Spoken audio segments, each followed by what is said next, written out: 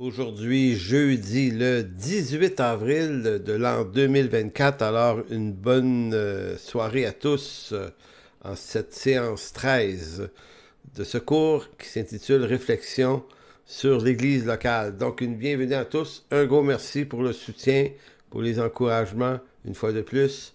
C'est toujours, en tant qu'à moi, extrêmement apprécié. Donc, ce soir, commençons maintenant d'ailleurs, en rétrospective. La semaine dernière, on avait vu l'Église locale en tant que lieu et expression de l'expérience de la vraie liberté en Jésus-Christ. Donc, on a voulu distinguer entre fausse et vraie liberté.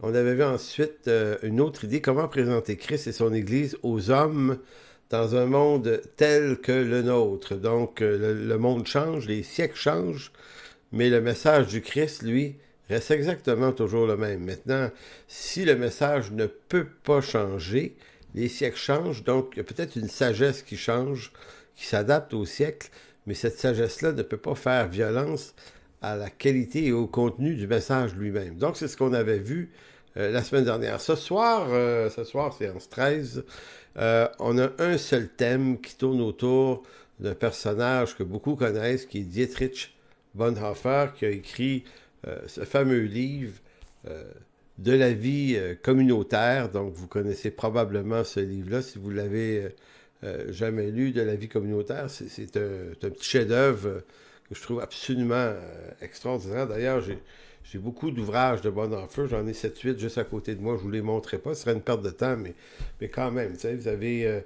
Dietrich Bonhoeffer, là, Résistance et soumission, c'est toute son histoire avec la prison, la Gestapo, le prix de la grâce également, qui est un autre grand ouvrage de Bonhoeffer, et un des masterpieces, qui est le livre Éthique de Bonhoeffer.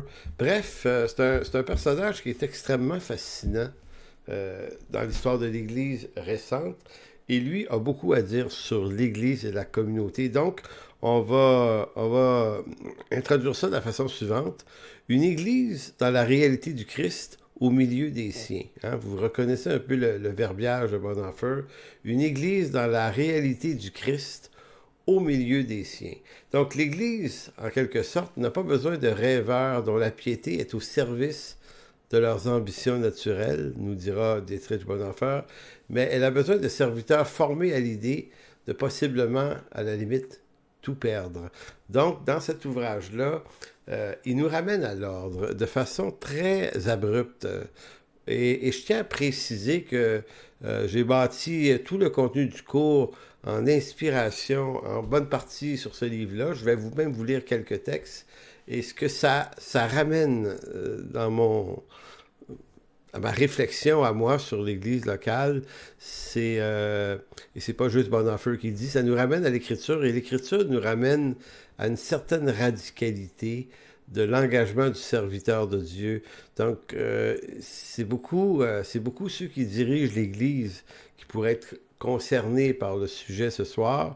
Mais c'est que choisir d'être dirigeant, pasteur, leader, ancien dans une église, c'est pas une mince tâche. C'est une tâche qui est hautement risquée. D'abord, par les dangers de persécution. Quand on entre dans des périodes de persécution, ça a été son cas à lui, évidemment, parce qu'il était un pasteur très connu. Donc, il est devenu une personne ciblée par la Gestapo. Certains disent que c'est parce qu'il voulait faire assassiner Hitler. En fait, c'est pas exactement vrai. Il n'a jamais voulu faire assassiner Hitler, mais il se tenait avec des gens qui voulaient le faire. Un certain général allemand qui voulait faire ça. Donc, il a été par le fait même accusé.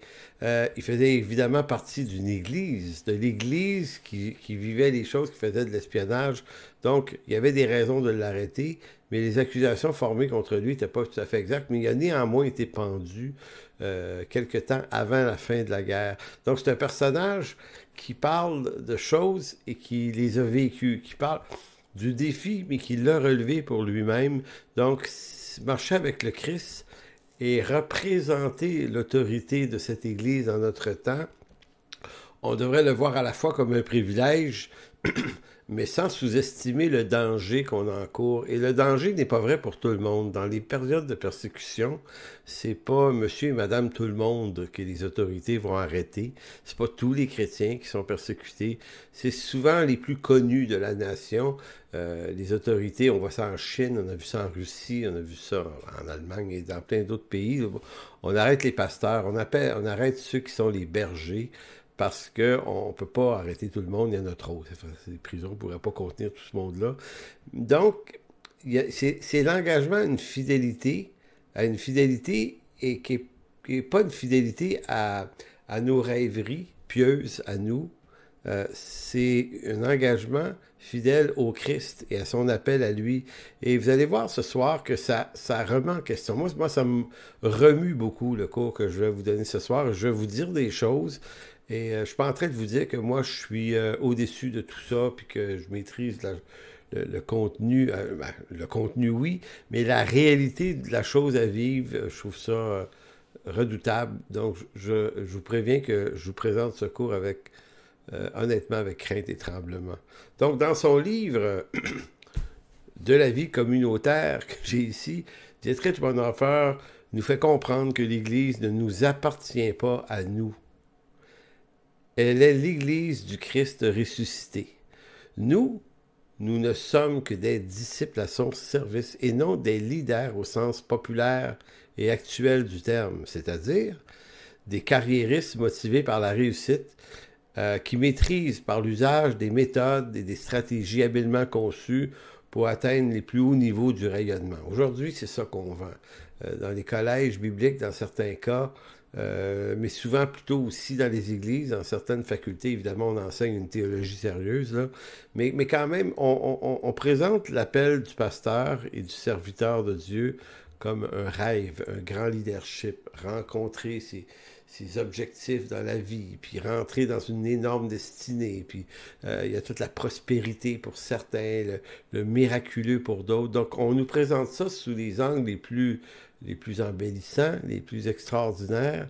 Peut-être que c'est vrai dans certains pays où il n'y a pas de persécution, mais quand la persécution commence, ça devient une vocation à haut niveau de risque de persécution.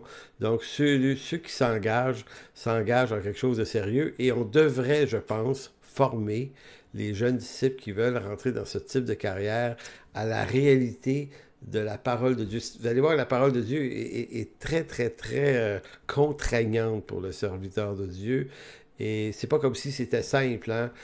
C'est pas juste du courage que ça prend, c'est quand même beaucoup de foi. Et des fois, j'ai l'impression qu'aujourd'hui, dans un monde où il n'y a pas beaucoup de jeunes qui répondent dans nos églises à l'appel pastoral, on entend souvent dans les différentes dénominations chrétiennes au Québec qu'il manque de pasteurs et que les jeunes sont plus ou moins intéressés à certains modèles de pasteurs. Donc, on sent qu'il y a comme une image, une rêverie qui s'est fabriquée. Et je crois que c'est cette fausse image du métier qui fait qu'un désengagement. Des fois, j'ai l'impression que présenter la réalité de l'appel du pasteur avec toutes les difficultés et les risques que ça comporte, peut-être que ça serait une dimension de foi qui pourrait faire répondre davantage des jeunes. Enfin, je l'espère.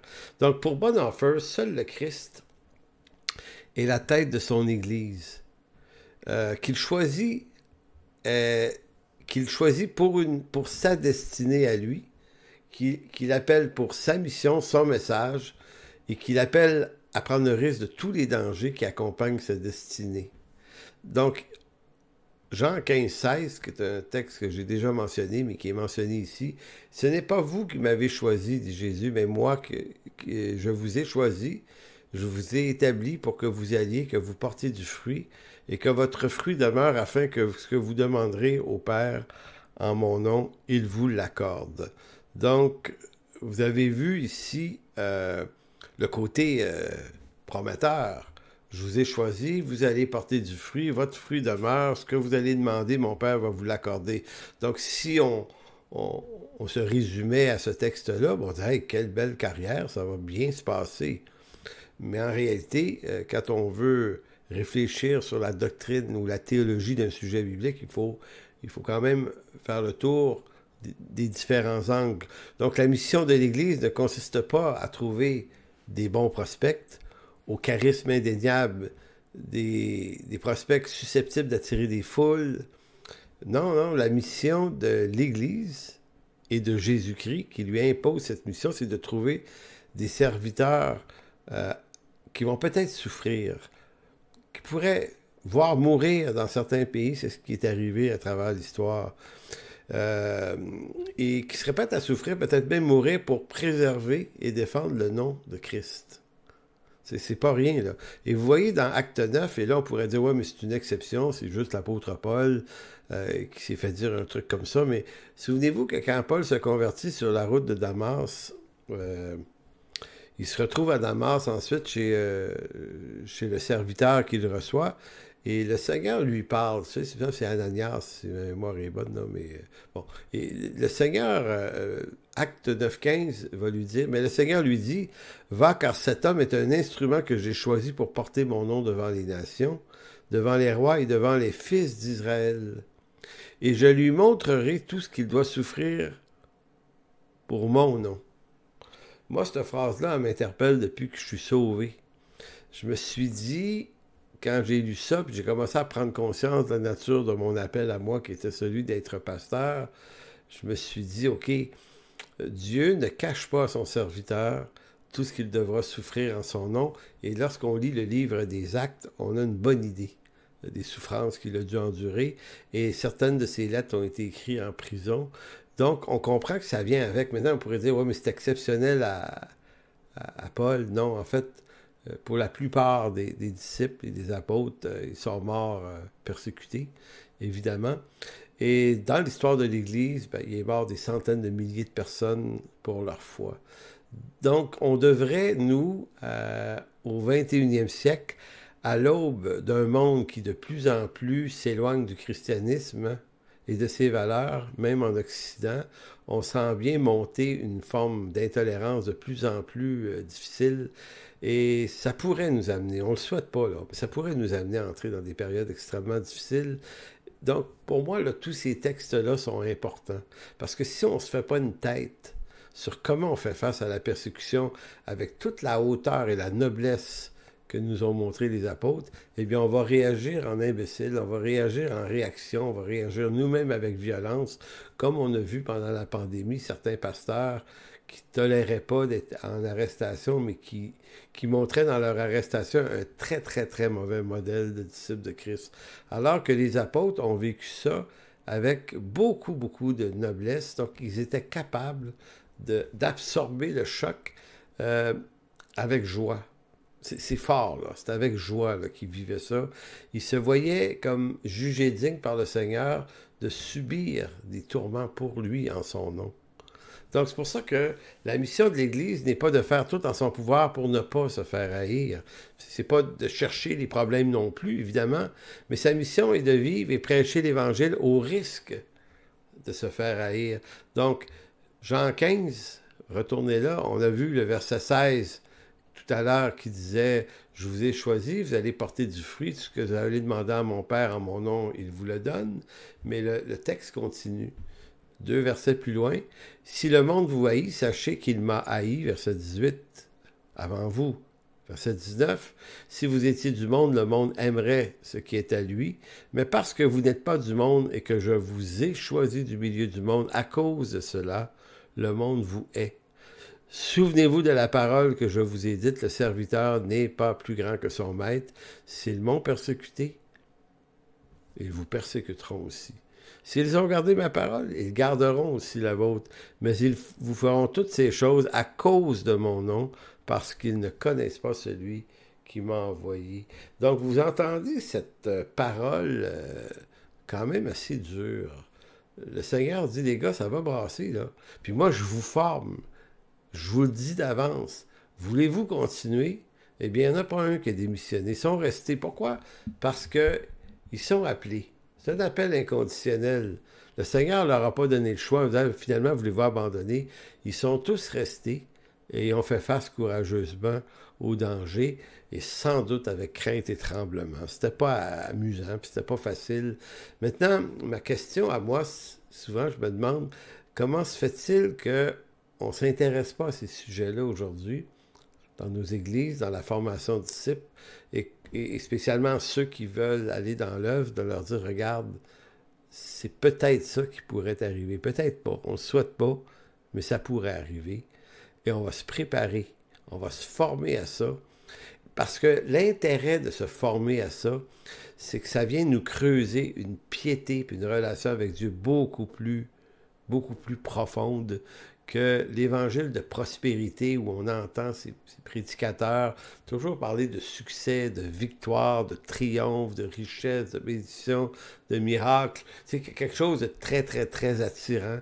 Et c'est effectivement très attirant. En fait, ça allume les convoitises. Donc, c'est une piété qui est transformée, qui est plus de la vraie piété biblique, qui est une fausse piété, nous dirait Bonhoeffer. C'est une piété pour nous-mêmes. Donc, c'est une piété qui consiste à s'engager dans la foi en vue de rencontrer nos propres résolutions, nos rêves et notre destinée. Maintenant, ça, c'est pas un message biblique, c'est un message païen saupoudré de textes bibliques. L'appel et l'œuvre de Dieu n'est pas une vocation pour les tripeux, pour les rêveurs. En fait, l'appel et l'œuvre de Dieu, c'est la plus grande et la plus belle des vocations que puisse avoir un homme sous le soleil. Je dis homme parce que je crois au pastorat masculin, exclusivement, évidemment. Mais je ne suis pas en train de dire qu'on ne peut pas servir Dieu autrement qu'être pasteur. Il y a beaucoup de femmes qui font un service extraordinaire dans les églises partout.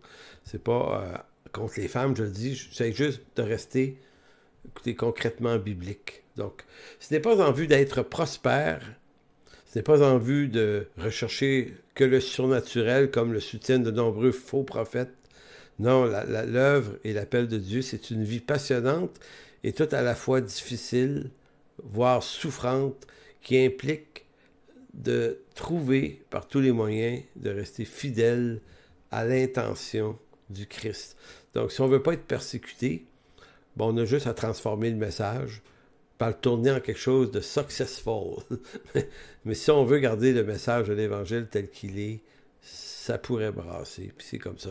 Donc, voilà quelques lectures de M. Bonhoeffer dans son livre La vie communautaire. Donc, à la page 20, il va dire « Ce qui est décisif ».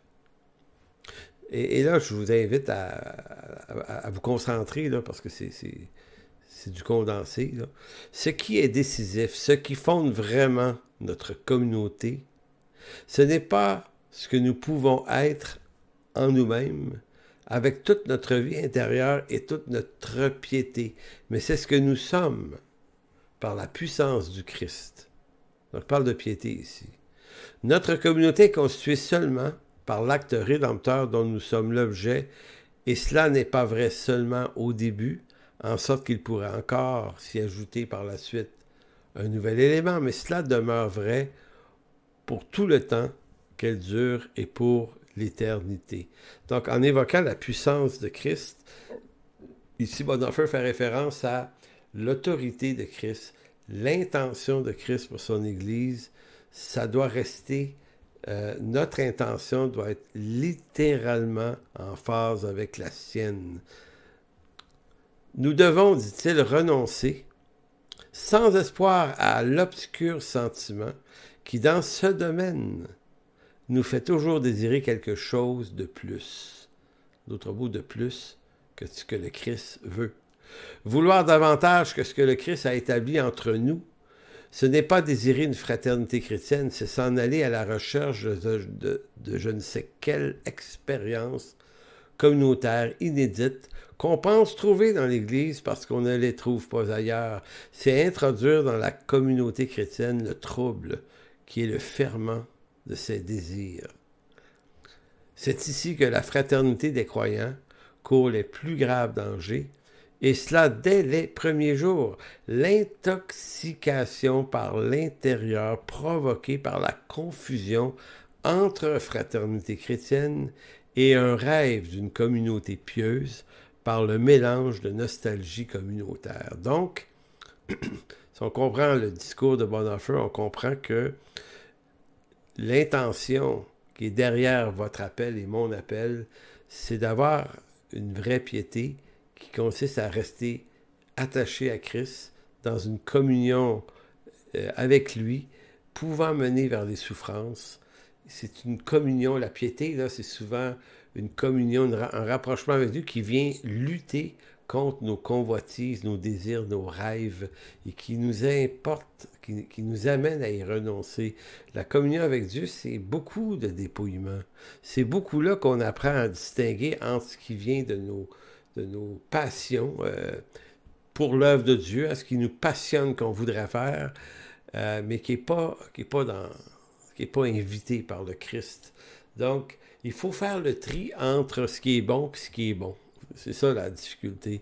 Entre ce qui est bon selon le Christ, ce qui est voulu du Christ, et entre ce qui a l'air bon pareil, mais qui est sans le Christ. Donc, toutes les œuvres qu'on va ajouter pour devenir quelqu'un qui répond à nos désirs, mais là, on ne discerne plus entre mes désirs et la volonté de Dieu. On finit par prendre nos désirs pour la volonté de Dieu.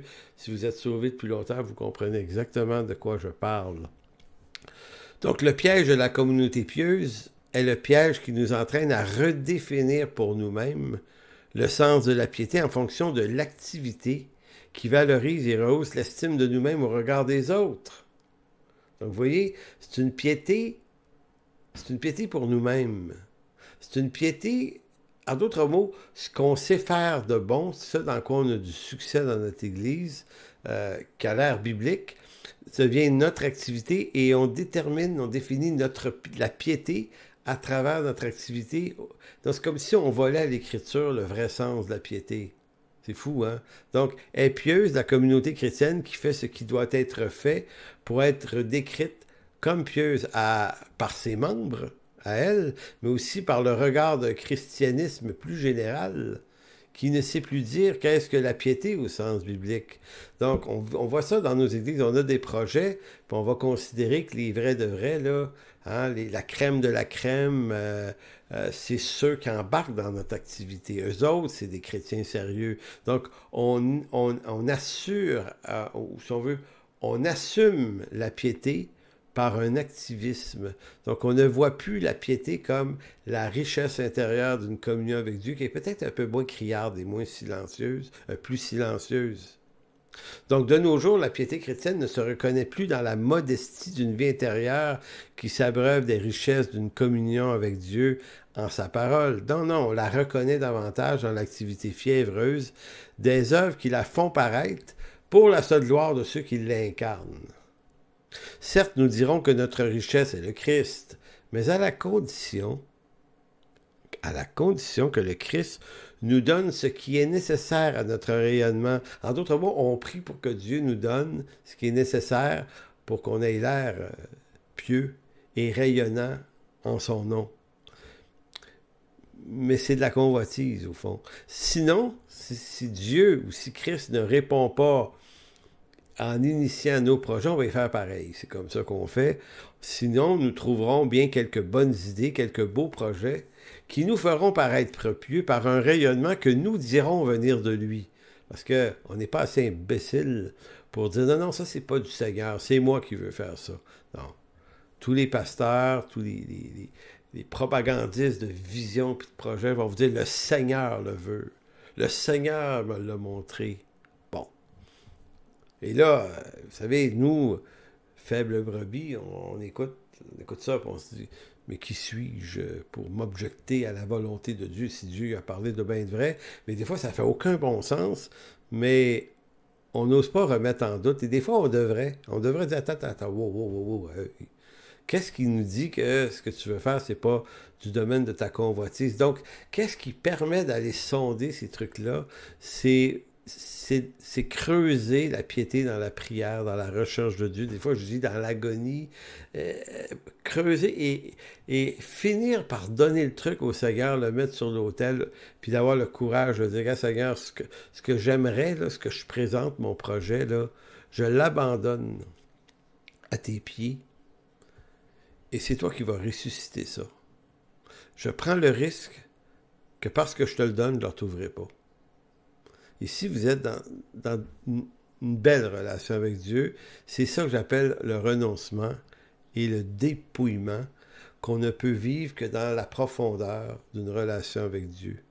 Donc l'Église commence, une Église locale, pour se former, commence par la trouvaille des personnes pieuses, non dans le sens des rêveries de la réussite humaine, mais au sens biblique du terme, pieuse, dans le sens du très haut respect pour Dieu, du renoncement à soi-même, pieuse, dans le sens où ceux qui sont appelés désirent ce que le Christ désire pour eux selon sa parole. Là, vous allez dire, est-ce qu'on est capable d'avoir cette pureté d'intention? En fait, non, on n'a pas ça naturellement. En tout cas, moi, je n'ai pas ça. Mais on peut se former à ça. On veut voir des gens formés à être capables de renoncer à la convoitise des titres et des réussites de toutes sortes de projets. Renoncer à la convoitise de la recherche de la renommée, non pas des personnes, non pas former des personnes qui maîtrisent l'usage de méthodes et de techniques de contrôle, de manipulation de foule, donc des gens conformes à être habiles, mais des serviteurs qui donnent leur vie et qui la donnent au risque de tout perdre, qui ont compris que servir le Christ, c'est le risque de tout perdre. Souvenez-vous, on a lu Jean 15, s'ils m'ont persécuté, s'ils m'ont haï, ils vont vous haïr. S'ils m'ont persécuté, ils vont vous persécuter. En fait, et Jésus n'est pas là pour le dire, mais puisqu'ils vont m'enlever la vie, ils pourraient vous enlever la vôtre. Donc, est-ce qu'on est prêt à perdre réputation, amis, famille, voire la vie? Naturellement, non, on n'est pas prêt à ça. Moi, non. Mais on peut se former à y réfléchir, puis à aller creuser ça avec le Seigneur. Et je pense que ça serait intéressant dans nos églises de faire un appel au sérieux de la chose. Je ne serais pas surpris que plus de jeunes répondent à ça. Vous allez dire, oui, mais ça fait peur. Oui, mais ça vient éveiller en nous la vocation peut-être que l'Esprit Saint a déposée en nous, alors que quand on leur demande juste d'être des bons leaders, puis on les équipe de 1001 méthodes pour être capable de faire la job, peut-être que ça fait peur. Un peu à la manière de Saül, je prendrais cet exemple-là, qui lui, pour combattre, avait une grosse armure là, équipée. Lorsqu'il s'est retrouvé devant un gros défi comme Goliath, il a eu peur.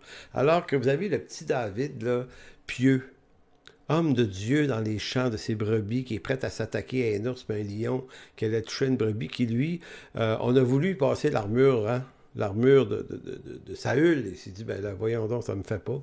Mais il était bien trop petit. Puis Saül mesurait une tête de plus que tout le monde. Vous imaginez bien que ça fonctionne pas.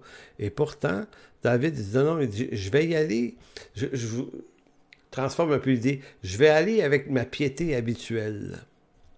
Une roche puis une fronde. Donc, il y a quelque chose dans ça de très, très, très allumant. On n'est pas invité à un party, on est invité à une mission à haut risque. Donc, si l'aventure servir Dieu nous donne de la renommée, parce que je vous dis de ne pas avoir la convoitise des titres et de la renommée, mais servir Dieu peut nous donner de la renommée. Eh bien, s'il en est ainsi, que ce soit parce que le Christ fut hautement annoncé et proclamé. Vous savez, moi, j'apprécie les artistes chrétiens, j'en connais plusieurs, des bons artistes, musiciens chrétiens qui auraient pu faire carrière professionnelle, tu sais, qui ont des voix extraordinaires, des talents de musiciens fantastiques. Puis des fois, là, je suis béni de les entendre. Puis moi, je les encourage parce que je me dis, toi, là, tu as le potentiel. Puis moi, je suis pianiste de formation, fait que je suis quand même une bonne oreille pour reconnaître un bon artiste, puis quelqu'un qui a du talent. Puis des fois, je me dis, lui ou elle, là, aurait pu faire carrière dans le monde, puis faire des scènes professionnelles de très, très haut niveau. Et cette personne-là a choisi d'y renoncer, puis de chanter Jésus. Et ça, là, c'est pas winner. Tu feras pas des millions avec ça, là. Tu feras pas des gros shows avec ça. Puis tu vas jouer dans des petites églises, peut-être à gauche, à droite. Mais il y a quelque chose de riche dans ça.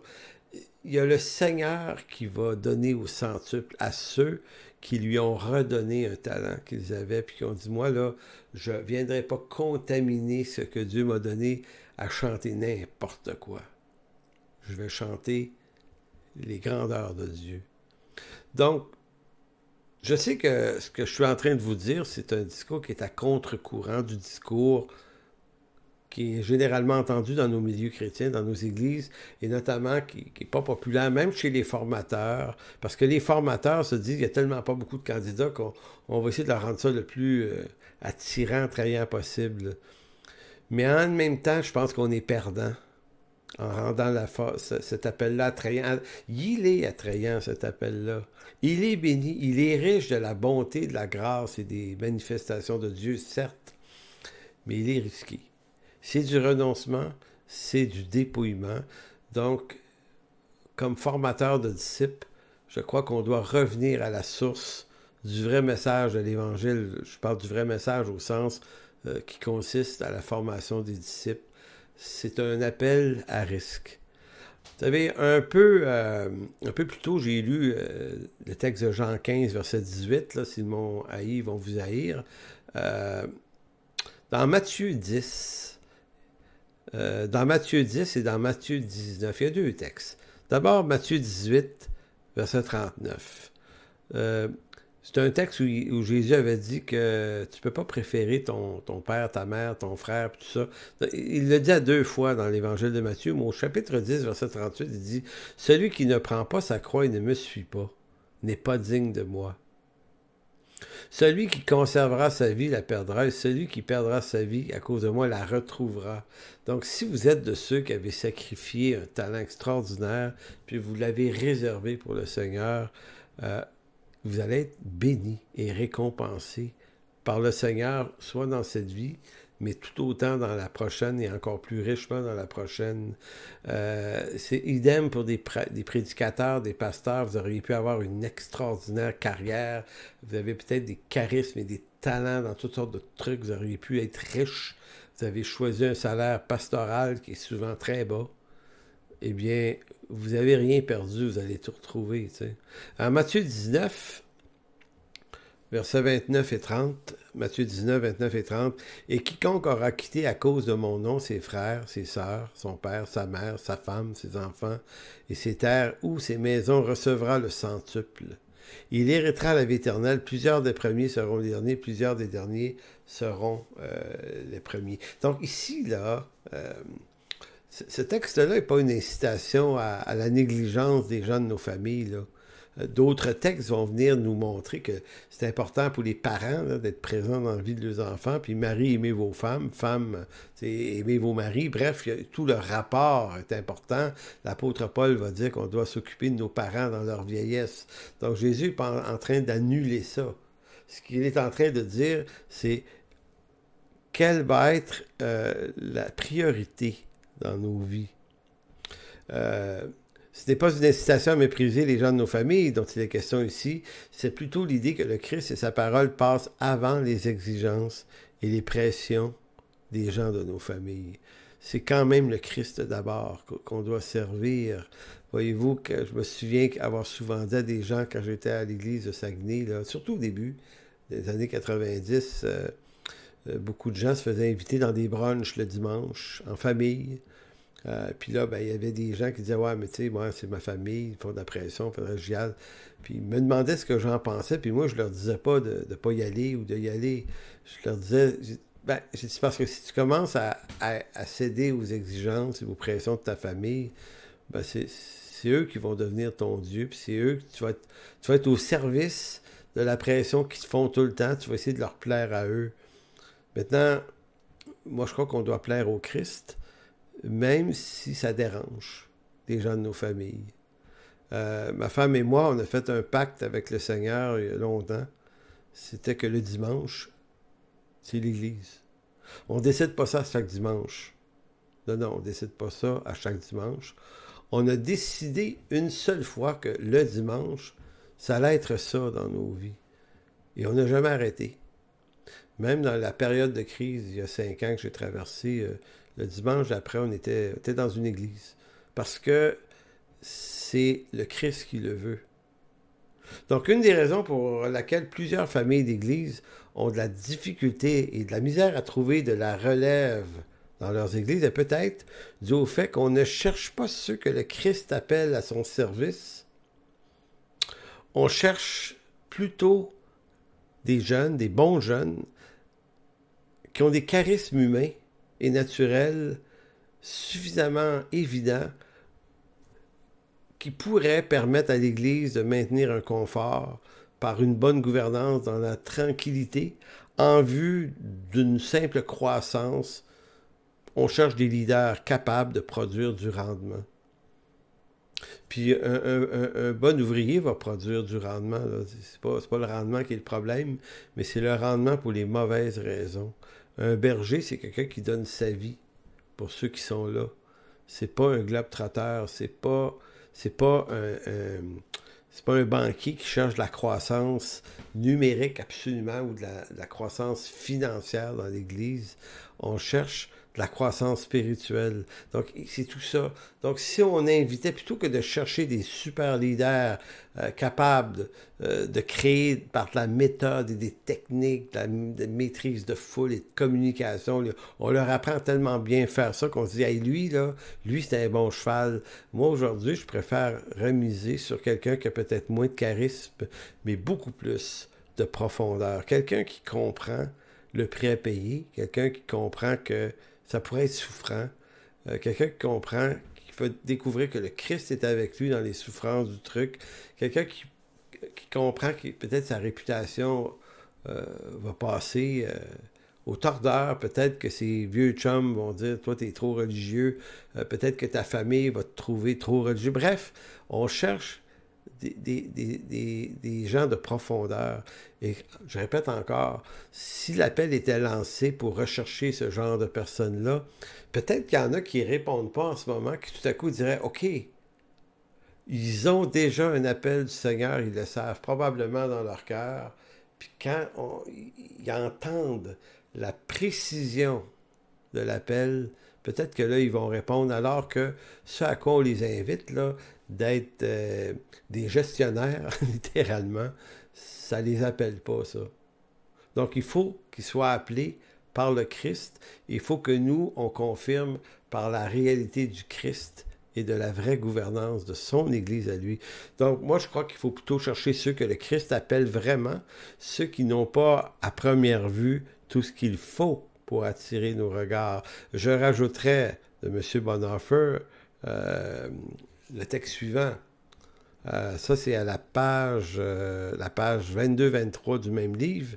Il va dire « Nous devons bien nous persuader que transporter à l'intérieur de la communauté chrétienne nos rêves de communion humaine, quels qu'ils soient, constituent un danger public et doivent être brisés sous peine de mort pour l'Église. Celui qui préfère son rêve à la réalité devient un saboteur de la communauté, même si ses intentions étaient selon lui parfaitement honorables et sincères. » Écoutez, ce paragraphe-là, c'est de l'or en barre. Hein? Page 22, je vais le relire, c'est trop bon. Écoutez bien, là, nous devons nous persuader que transporter à l'intérieur de la communauté chrétienne nos rêves de communion humaine, donc transporter dans la vie de l'Église nos rêves, en d'autres mots, nos convoitises de communion humaine, quelles qu'elles soient, constitue un danger public et qui doit être brisé sous peine de mort pour l'Église. Celui qui préfère son rêve à la réalité devient un saboteur de la communauté, même si ses intentions, selon lui, étaient parfaitement honorables et sincères. Donc, en d'autres mots, ce n'est pas une question de bonne intention, c'est une question de bonne formation.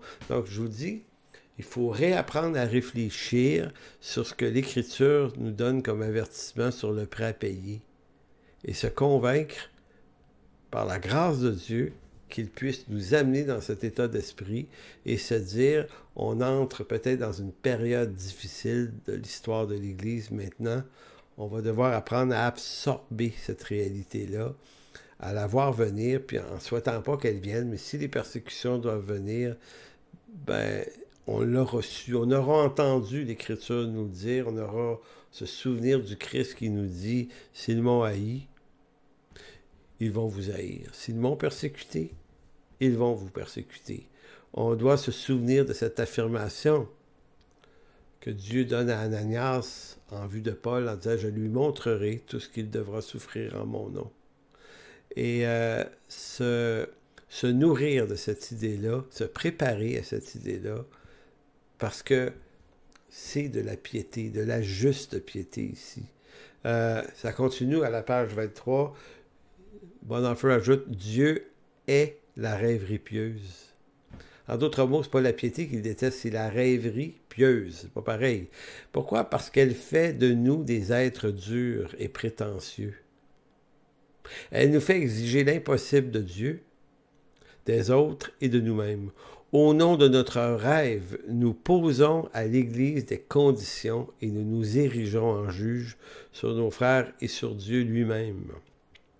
Nous ressemblons à des gens qui pensent qu'ils vont pouvoir fonder une vraie communauté chrétienne et qui exigent que chacun partage l'image qu'ils s'en font. Ce texte-là est le plus fort, tant qu'à moi, dans ceux que j'ai choisis, parce que si on choisit une fausse piété, une rêverie pieuse.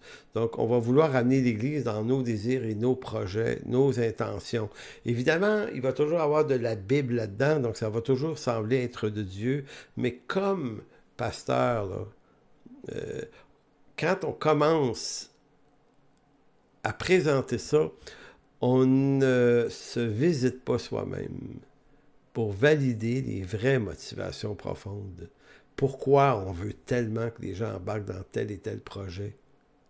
Pourquoi on est prêt à manipuler la foule en lui disant que ceux qui répondent à ce projet-là, ça c'est les vrais de vrais, là. Ça c'est la crème de la crème, les autres, vous êtes de second rang, vous n'avez pas compris, vous êtes moins... Écoutez, ça se dit ça dans des églises pour de vrai, donc on méprise les gens qui ne répondent pas. Et quand on est obligé d'user de ce type de langage-là, ça signifie que notre intention est profondément charnelle. Voilà tout. Donc, il faut les abandonner, ces modes de manipulation-là. Il faut les abandonner à tout prix.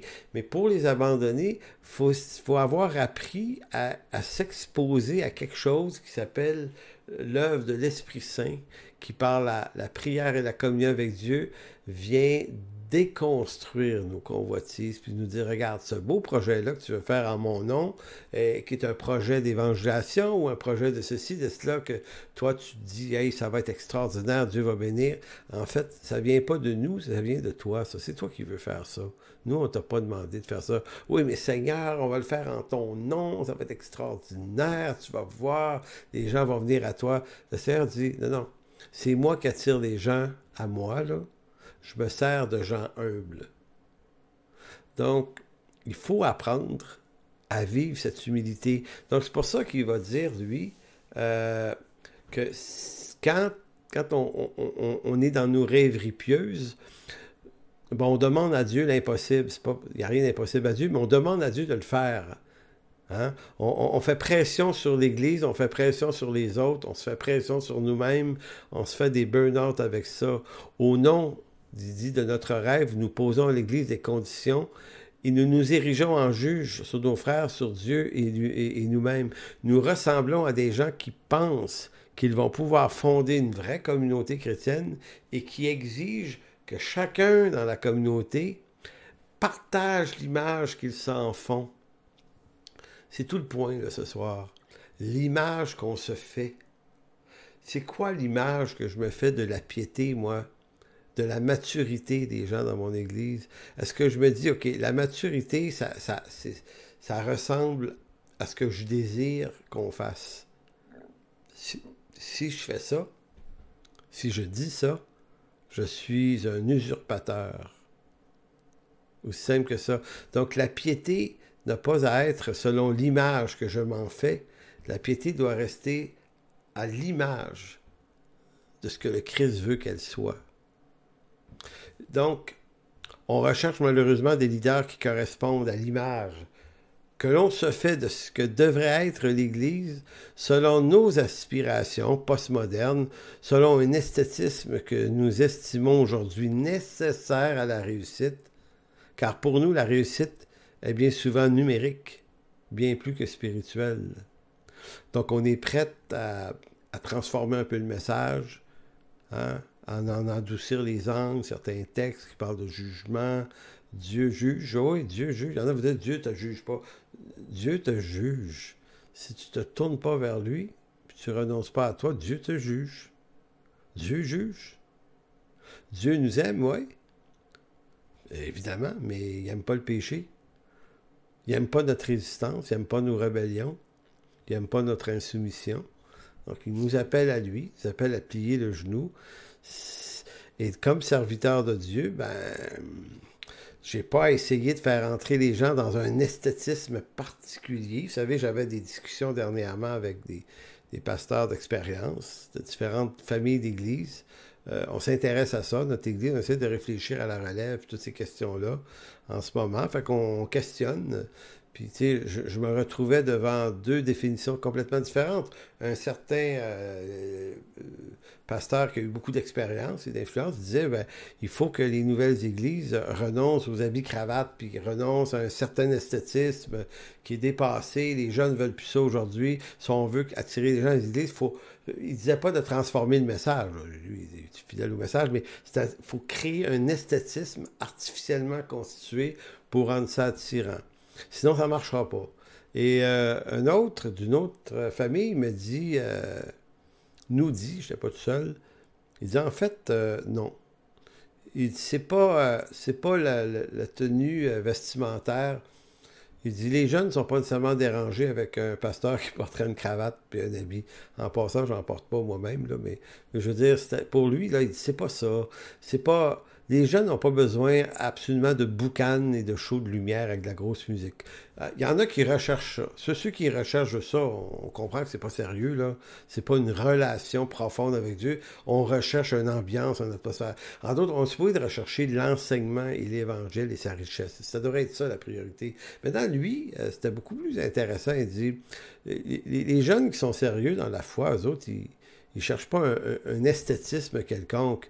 Ils cherchent quelque chose de sérieux, puis de l'enseignement sérieux. Fait qu'il dit, n'importe quel pasteur, peu importe comment il s'arrange, il s'habille, peu importe quel âge qu'il a, s'il fait un travail sérieux d'enseigner justement la parole, les gens vont avoir envie d'être là. Les gens sérieux vont avoir envie d'être là. Puis, en conclusion, c'est avec des gens sérieux qu'on bâtit quelque chose de sérieux. Donc, c'est pour ça que, nous, on a tendance à être passé de l'autre côté, où on recherche des leaders qui correspondent à l'image qu'on croit qu'ils doivent avoir pour notre temps. Donc, on met un poids énorme sur les épaules de nos jeunes prospects pour qu'ils accomplissent ce qui nous semble juste, et dans bien des cas, ce que l'on vise pour eux n'est pas nécessairement christocentrique et biblique, mais c'est plutôt centré sur des objectifs qu'on se donne. Donc, des rêves pieux. Un vrai disciple n'est pas un homme sans faiblesse et sans faute, parce qu'en m'entendant, vous dire, hey, c'est vraiment exigeant. Non, un vrai disciple, c'est pas une personne qui se trompe pas, qui est sans faiblesse et sans faute. Donc, un vrai disciple, c'est quelqu'un qui reconnaît ses fautes, ses faiblesses, qui les confesse et qui corrige lorsqu'il blesse et qui se relève et qui persévère malgré tout. Donc, on n'est pas ici dans la recherche d'une perfection au sens de la formation. On est dans la recherche du vrai disciple. Celui capable d'être fort, celui capable d'être faible, mais celui qui sait être humble. Et c'est difficile parce que si on ne se l'enseigne pas, ça, si dans nos facultés ou si dans nos églises, lorsqu'on forme un disciple, un prospect, on ne l'amène pas à saisir la mesure de ces nécessités-là, ben, on va essayer de former des super leaders capables, habiles, qui maîtrisent des techniques et des méthodes pour comment manipuler une foule. Bon, on ne dira pas que c'est de la manipulation. On va dire, voici comment il faut faire, comment il faut dire, comment bâtir le message, où est-ce qu'il faut pleurer une petite larme, où est-ce qu'il faut... c'est presque ça dans certains cas. J'exagère à peine. Donc, pour le plus grand malheur de l'Église, nous cherchons des disciples qui sauront incarner la tradition chrétienne dans laquelle nous sommes. Évidemment, on le fait. C'est difficile de ne pas faire autrement, mais à un moment donné, on le fait avec exagération. Vous savez, les dirigeants des milieux plus charismatiques ou pentecôtistes, ben, pour eux, le modèle de piété, c'est celui qui ressemble le plus à ce qu'incarne cette forme de christianisme. Mais les dirigeants baptistes traditionnels cherchent des disciples qui sauront maintenir la bonne tradition baptiste. Bien sûr, chez les frères chrétiens, ben, ils vont chercher quelqu'un qui représente les valeurs susceptibles de reproduire cette tradition. Les baptistes réformés, ben, eux autres, ils vont se chercher des leaders, j'allais dire presque en blague, vaccinés aux effluves de la confession de la 1689. Tu rentres là-dedans. T'sais. Donc, on cherche des disciples qui vont incarner notre tradition, strictement notre tradition. Donc, je ne suis pas en train de dire qu'ils ne doivent pas l'incarner d'aucune façon. Ce que j'essaie de dire, c'est qu'on est plus intéressé à ce qu'il incarne notre tradition sans nécessairement se poser la question, est-ce qu'il y a de la profondeur ici? Est-ce que c'est juste un jeune qui connaît plein de choses, qui devient légaliste, qui devient visionnaire de toutes sortes de façons? Est-ce qu'on est devant quelqu'un qui connaît vraiment son Dieu, puis qui a appris ce que c'est la communion, qui amène le dépouillement et le renoncement, qui a appris à reconnaître ses convoitises et ses rêveries pieuses du vrai plan de Dieu, qui a appris où était la croix dans tout ça, la vraie croix. Pas qui a appris à en parler, mais qui a appris à la saisir pour lui-même. Et je vous dis, c'est un défi. C'est un défi énorme. Puis ça fait longtemps que je fais ce métier-là, puis je ne vous dirais pas que j'ai réussi ça parfaitement, là, au contraire. Mais en me relisant tous ces textes-là aujourd'hui, je me dis, OK, pour toutes les années qui me restent, ça doit être un défi pour ma vie aussi. On ne peut pas penser que, ouais, on a de l'expérience, on n'a plus besoin de réfléchir là-dessus, au contraire. Je continue, dernier texte de Bonhoeffer, après ça on va conclure. Il va dire, ça c'est à la page 26 et 27 de ce livre de la vie communautaire, donc il va dire, la communauté chrétienne n'est pas une réalité d'ordre psychique, mais d'ordre spirituel. Elle se distingue par là de toutes les autres formes de communauté. Par spirituel, la Bible entend ce qui vient de l'Esprit Saint, lequel nous fait toujours connaître Jésus-Christ comme Seigneur et Sauveur. Par psychique, la Bible entend, au contraire, tout ce qui est de nos âmes, qui est l'expression de nos désirs et de nos vertus et de nos possibilités naturelles. Donc, on est naturellement des gens très capables, on a des bonnes idées naturellement, puis c'est souvent ça, c'est nos rêveries naturelles qu'on passe pour être l'intention de Dieu, et lui va dire, ben ça c'est une communauté, ben c'est une attitude psychique, puis quand une église est habitée par des réalités psychiques, ben ça fait une église psychique. Donc, l'Écriture est présente, mais elle n'est pas l'autorité finale, même si on dirait officiellement qu'elle l'est. Toute réalité d'ordre spirituel repose sur la parole claire et évidente que Dieu nous a adressée en Jésus-Christ. Au contraire, le fond d'où procèdent les réalités d'ordre psychique, c'est l'ensemble trouble des passions et des désirs qui agitent l'âme humaine. C'est très très fort quand même. Vous avez l'occasion de la vie communautaire, Dietrich Bonhoeffer. C'est un livre qui nous charcute l'esprit pour les bonnes raisons. En conclusion, l'œuvre à laquelle Dieu nous appelle ne s'exprime pas d'abord dans nos rêves d'atteinte de notre destinée, et encore moins dans l'expression, dans la vision dans laquelle nous nous projetons pour la réussite de l'Église, selon ce que nous aimons en penser, selon les objectifs qu'on s'était donnés. Non, l'œuvre à laquelle Dieu nous appelle est d'abord une œuvre de renoncement, de dépouillement de nos intentions naturelles au profit d'un espace qui se libère et qui peut être occupé par Dieu dans son Église. Donc, merci Père de bénir ce moment ce soir. Merci pour ta parole, Seigneur. Merci pour tout le sérieux de l'affaire, Seigneur, dont il est question ce soir, qui fait que on est forcé d'y réfléchir en profondeur et sérieusement. Et Seigneur, on sait qu'on ne peut pas atteindre ça tout seul comme ça, c'est pas juste de la bonne volonté, mais Seigneur, fais-nous la grâce de retrouver le désir de cette profondeur avant toute chose. Alors Seigneur, on veut te dire merci dans le précieux nom de Jésus. Amen. Donc, frères et sœurs, on était à la séance 13 ce soir. On se revoit la semaine prochaine pour la 14e. D'ici là, portez-vous bien.